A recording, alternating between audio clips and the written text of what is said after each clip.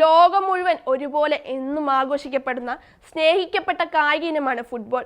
ഓരോ മനുഷ്യനും ഓരോ താരങ്ങളെ സ്വന്തം ജീവനായും കൺകണ്ട ദൈവമായും പ്രായഭേദമന്യേ ആരാധിക്കുകയാണ്. ആരാധകരുടെ കാര്യം പറയുമ്പോൾ അതിൽ ഏറ്റവും കൂടുതൽ ഫാൻ ബേസ് ഉള്ള കായിക താരങ്ങളാണ് മെസ്സിയും റൊണാൾഡോയും. എന്തിനേറെ പറയണം, ഒരു വീട്ടിൽ ചുരുങ്ങിയത് ഒരു മെസ്സി ഫാനും ഒരു റൊണാൾഡോ ഫാനെങ്കിലും കാണാതിരിക്കില്ല.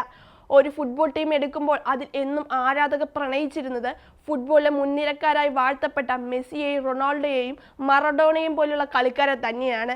എന്നാൽ ഒരു മധ്യനിര പ്ലെയർ ഇവരെ പോലെ അറിയപ്പെടുകയും ആരാധിക്കപ്പെടുകയും പ്രത്യേകം ആരാധക വൃത്തം സൃഷ്ടിക്കപ്പെട്ടിട്ടുണ്ടെങ്കിൽ അത് അത്ര നിസ്സാര കാര്യമല്ല.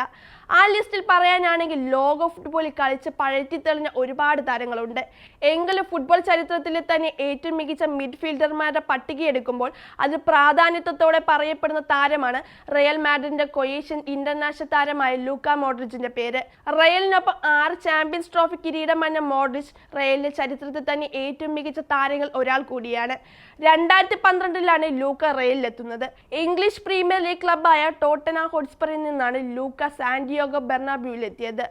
എന്നാൽ ആ സീസണിലെ ഏറ്റവും മോശം സൈനിങ് ആയാണ് സ്പാനിഷ് മാധ്യമങ്ങൾ മോഡ്രിച്ചിന്റെ റയലിലേക്കുള്ള വരവിനെ വിശേഷിപ്പിച്ചത്. ആരാധകരും ടീമിന്റെ ഈ നീക്കത്തെ എതിർത്തിരുന്നു. റയൽ മാഡ്രിഡ് പോലുള്ള ഒരു ടീമിന് പറ്റിയവനല്ല എന്നടക്കം മാധ്യമങ്ങൾ എഴുതി. ആരാധകരും മോഡ്രിച്ചിന്റെ വരവിൽ അതൃപ്തരായിരുന്നു. എന്നാൽ മോഡ്രിച്ചിന്റെ പൊട്ടൻഷ്യൽ എന്താണെന്ന് മനസ്സിലാക്കി ഇതിഹാസ പരിശീലകൻ ജോസെ മൗറിഞ്ഞോ താരത്തെ പിന്തുണച്ചു.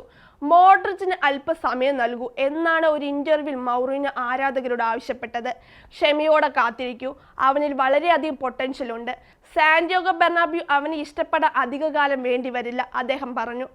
മൗറിഞ്ഞോയുടെ വാക്കുകൾ അക്ഷരം പ്രതി ശരിവെക്കുന്ന കാഴ്ചകളായിരുന്നു ശേഷം റയൽ ആരാധകർ കണ്ടത്. മധ്യനിരയിൽ കളി മെനഞ്ഞു മുന്നേറ്റ താരങ്ങൾക്ക് ഗോളടിക്കാൻ അവസരം നൽകി മോഡ്രിച്ച് കളം നിറഞ്ഞ് കളിച്ചു.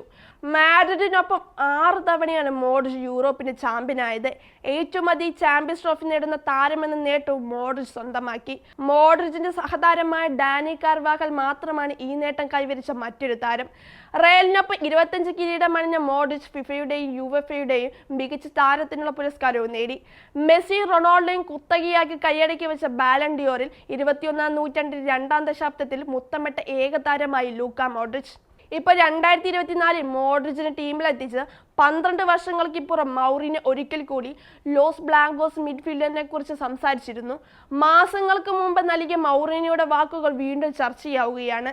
ലൂക്ക ഫുട്ബോളിന്റെ സൗന്ദര്യമാണ്, അവനെന്റെ അഭിമാനമാണ്. കാരണം അവൻ റയൽ മാഡ്രിഡിനെ പറ്റിയവനല്ലെന്ന് എല്ലാവരും ഉറച്ചു വിശ്വസിച്ചപ്പോൾ ഞാനാണ് അവനെ റയലിലേക്ക് കൊണ്ടുവന്നത്. ഇപ്പോൾ ഒരിക്കൽ കൂടി അവനെ നോക്കൂ. 12 വർഷങ്ങൾക്കിപ്പുറം അവൻ ഇപ്പോഴും മാഡ്രിഡിൽ തന്നെ കളിക്കുന്നു, മൗറിഞ്ഞോ പറഞ്ഞു. ഏതായാലും നാളിതുവരെയായും മൗറിഞ്ഞോയുടെ വാക്കുകൾ തെറ്റിയിട്ടില്ലെന്ന് തെളിയിച്ചുകൊണ്ടിരിക്കുകയാണ് ലൂക്ക മോഡ്രിച്ച് എന്ന ഈ 38-കാരൻ.